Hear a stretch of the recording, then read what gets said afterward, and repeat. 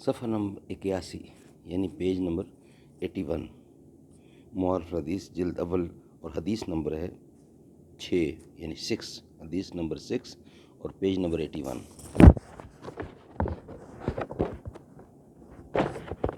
قال اللہ تعالی فی شان حبیبی بسم اللہ الرحمن الرحیم وما آتاکم الرسول فخذوہ وما نہاکم عنہ فانتہوا، جو تم کو رسول دیں وہ لے لو اور جس سے منع کریں اس سے باز آ جاؤ۔ معارف حدیث احادیث نبوی کا ایک جدید اور جامع انتخاب، اردو ترجمہ اور تشریحات کے ساتھ، مولانا محمد منظور نعمانی رحمۃ اللہ۔ صفحہ نمبر 81 یعنی پیج 81 اور حدیث نمبر 6۔ قال النبی صلی اللہ علیہ وسلم، حضرت طلحہ بن عبید اللہ رضی اللہ سے روایت ہے، کہتے ہیں کہ ایک شخص جو علاقہ نجد کا رہنے والا تھا اور اس کے سر کے بال بکھرے ہوئے تھے، کچھ کہتا ہوا رسول اللہ صلی اللہ علیہ وسلم کی طرف کو آیا۔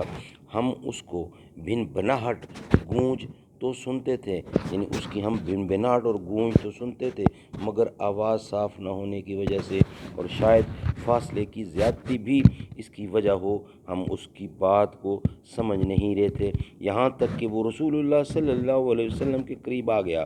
اب وہ سوال کرتا ہے اسلام کے بارے میں، یعنی اس نے حضور صلی اللہ علیہ وسلم سے عرض کیا کہ مجھے اسلام کے وہ خاص احکام بتائیے جن پر عمل کرنا بحیثیت مسلمان کے میرے لیے اور ہر مسلمان کے لیے ضروری ہے۔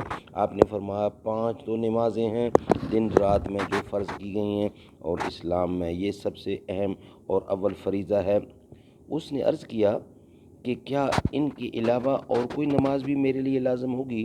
آپ نے فرمایا نہیں، فرض تو بس یہی 5 نمازیں ہیں، مگر تمہیں حق ہے کہ اپنی طرف سے اور اپنے دل کی خوشی سے ان 5 فرضوں کے علاوہ اور بھی نمازیں پڑھو اور مزید ثواب حاصل کرو۔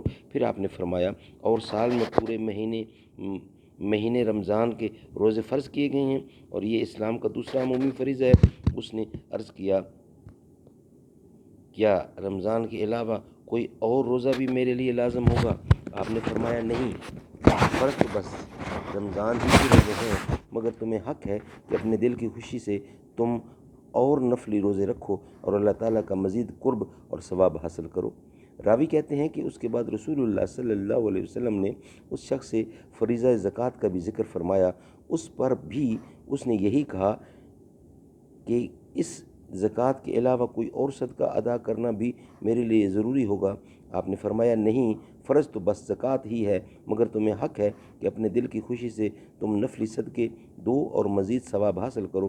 راوی حدیث جو حدیث کے راوی ہیں طلحہ بن عبید اللہ کہتے ہیں کہ اس کے بعد وہ سوال کرنے والا شخص واپس لوٹ گیا اور وہ کہتا جا رہا تھا کہ مجھے جو کچھ رسول اللہ صلی اللہ علیہ وسلم نے بتایا ہے میں اس میں اپنی طرف سے کوئی زیادتی کمی نہیں کروں گا۔ رسول اللہ صلی اللہ علیہ وسلم نے اس کی یہ بات سن کر فرمایا فلاح پالی اس نے اگر یہ سچا ہے۔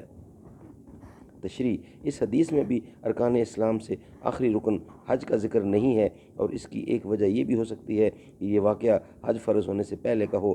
حج کی فرضیت کا حکم بنا برقول مشہور سنہ 8 ہجری یا سنہ 9 ہجری میں آیا ہے، پس ممکن ہے کہ یہ واقعہ اس سے پہلے کا ہو۔ اور دوسری بات یہ بھی کہی جا سکتی ہے کہ رسول اللہ صلی اللہ علیہ وسلم نے اس موقع پر حج کا اور اسلام کے دوسرے اہم احکام کا بھی ذکر فرمایا ہو، مگر روایت کے وقتی صحابی نے اختصار کر دیا ہو اور واقعہ ایسا ہی معلوم ہوتا ہو۔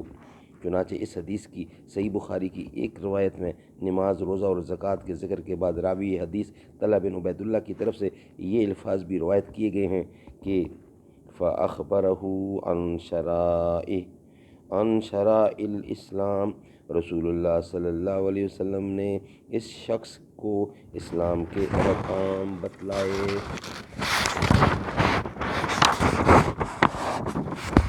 اللہ تعالیٰ ہمیں اس پر عمل کرنے کی توفیق عطا فرمائے۔ باقی اس کا حصہ ہے ارکان اسلام کی دعوت میں ترتیب و تدریج، تو انشاءاللہ نیکسٹ ولاگ میں بیان کیا جائے گا۔ اللہ تعالیٰ ہمیں سمجھنے کی اور عمل کرنے کی توفیق عطا فرمائے۔